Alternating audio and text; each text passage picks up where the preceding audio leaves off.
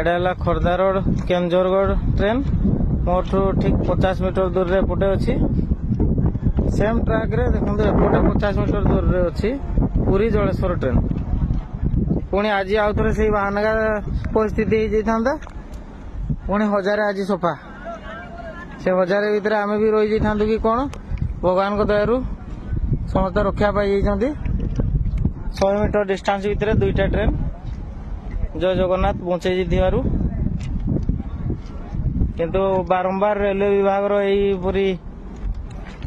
कारनामा आसी चलती सरकार दयाकोरी या प्रति ध्यान दिंतु टिके एडा Khordha road Kendujhargarh train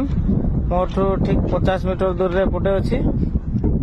same track रे देखो एपटे 50 मीटर दूर रे अच्छी पुरी जलेश्वर ट्रेन पुणी आज आउ थे से बाहानगा परिस्थिति हो पुणी हजारे आज सफा से हजारे भितर आम भी रही जाता कि कौन भगवान दयारू समस्त रक्षा पाई 100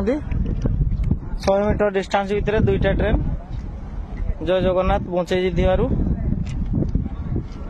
किंतु बारंबार रेलवे विभाग पूरी कारनामा आसी चलती सरकार दयाकोरी या प्रति ध्यान दिंतु टिके।